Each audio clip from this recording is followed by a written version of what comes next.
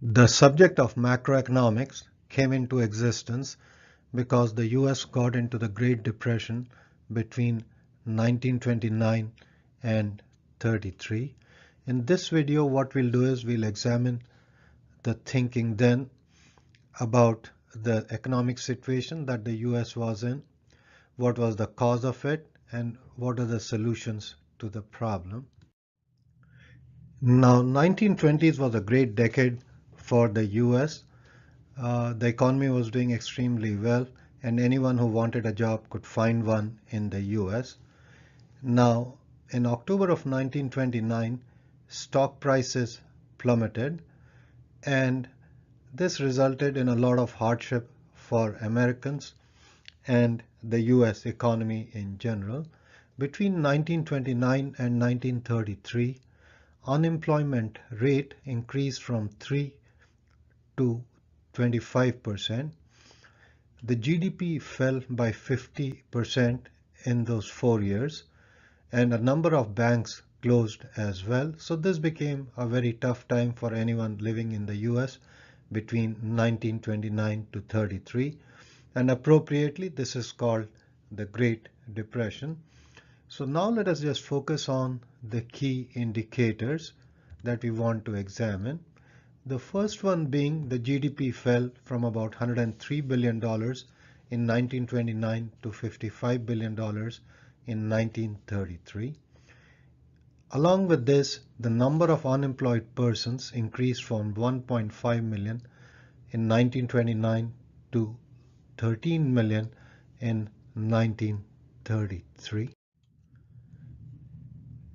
Now, the key questions for us is, if you look at the Great Depression, is to understand how is income or GDP of a country determined. And once you understand this, we can also answer the second question, how and why does income or GDP of a country change?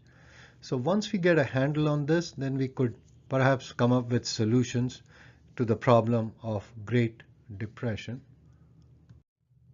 Now let us try to understand the situation of Great Depression using the demand and supply framework, something that all of us are familiar with.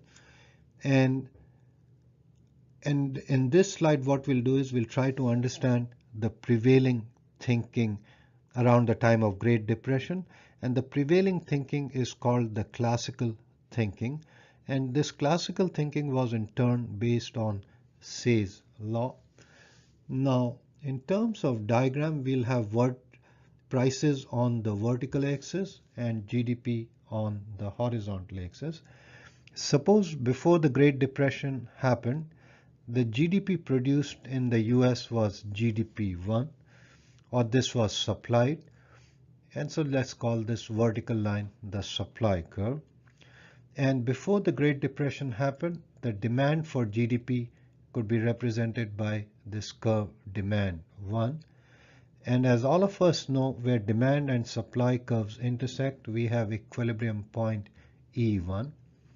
You drop this point to the horizontal axis, and what you have is quantity of GDP that will be produced and demanded in the US before the Great Depression happened. And at equilibrium E1, you take this point to the vertical axis, and you have determined prices that would have prevailed before the Great Depression in the US, P1.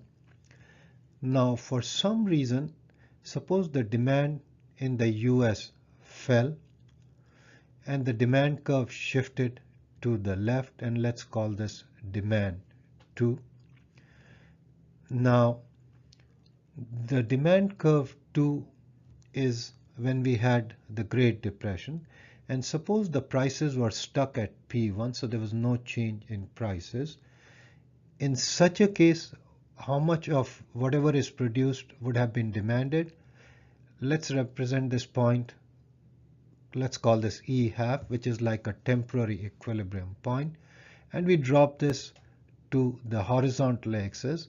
And how much GDP was demanded around that time during the Great Depression? It was GDP 2, or supply was GDP 1, and the demand was GDP 2, lower demand. Or in other words, what we had is supply exceeded demand by how much? By this much. Or what the US had is a situation of inventory buildup. The businesses were not able to sell all that they had produced.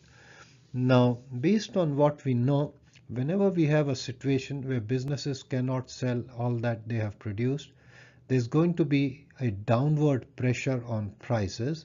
So we would expect prices to fall, and they will go on falling till demand and supply are equal. And so we'll have a new equilibrium point based off the original supply curve and the new demand curve, E2.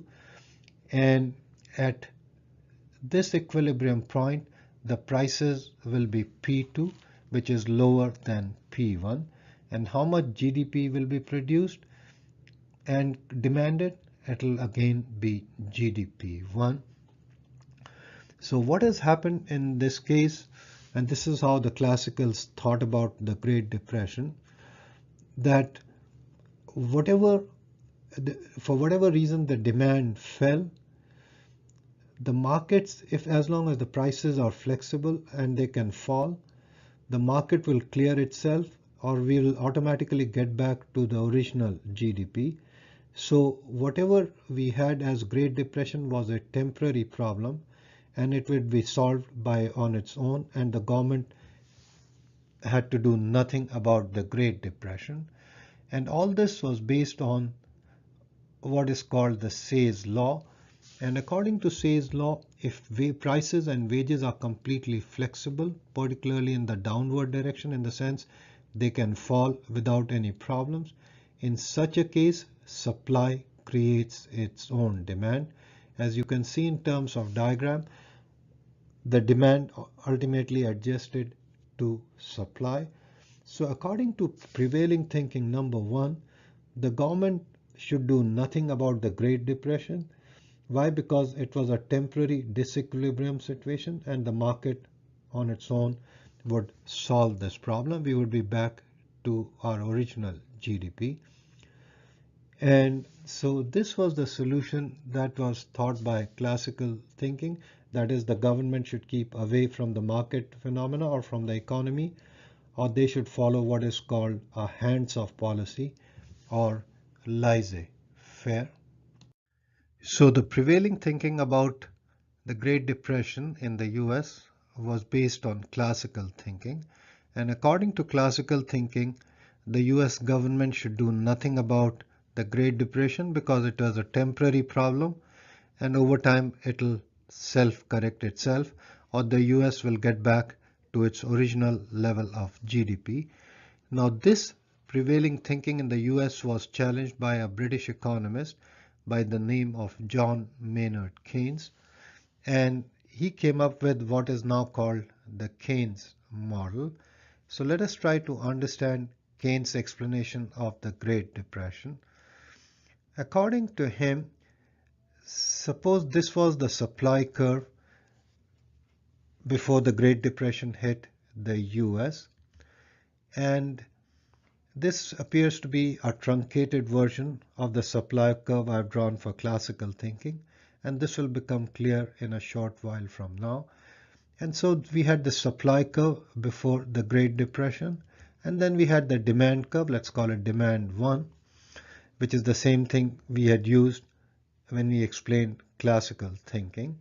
And wherever demand and supply curves intersect, we have equilibrium point E1. And we drop this point to the horizontal axis, and GDP1 was the GDP that prevailed in the US before the Great Depression. Based on this equilibrium E1, the level of prices in the US was P1.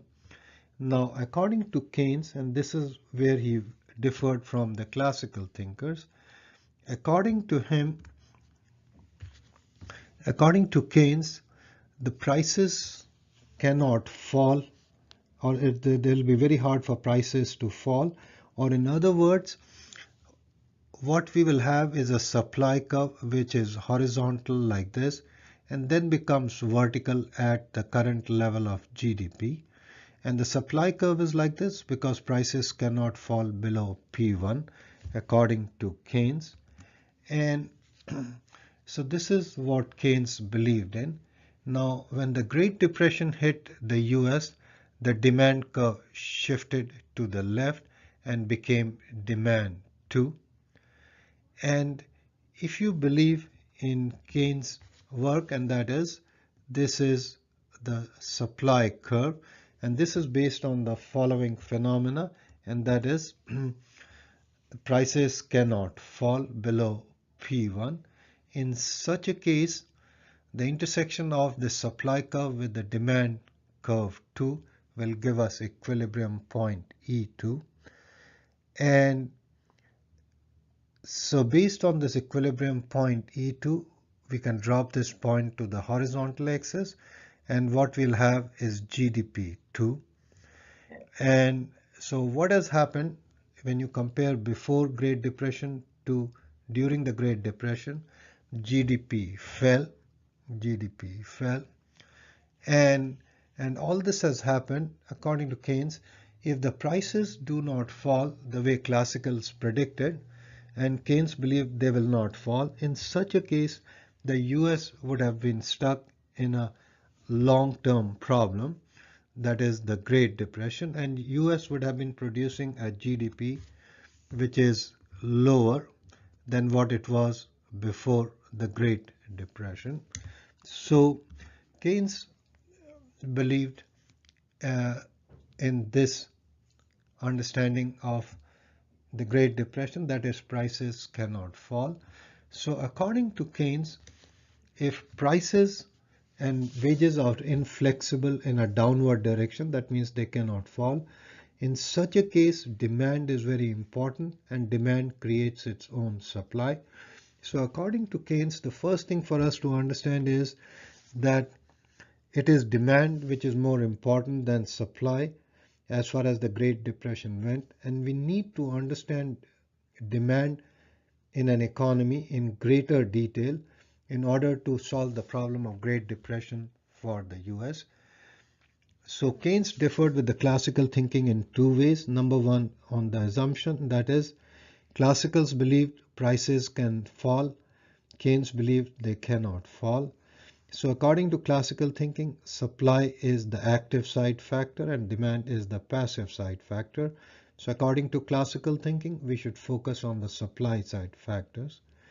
Keynes, on the other hand, believed that Great Depression was a permanent problem unless solved, and according to him, if prices and wages cannot fall, then demand becomes the active side factor, and that's what we should try to understand if we want to solve the problem of Great Depression.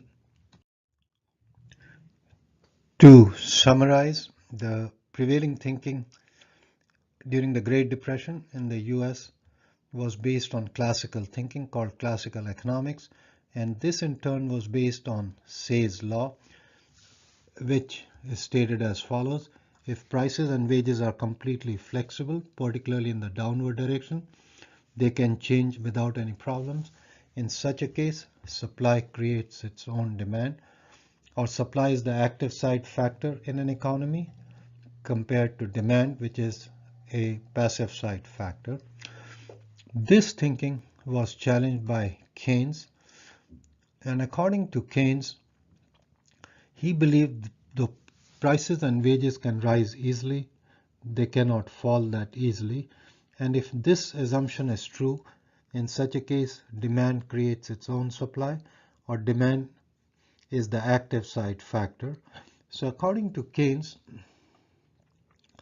if you want to solve the problem of the Great Depression, you have to understand the demand side of the economy, and that's what we'll do in the next video. Thank you for your time.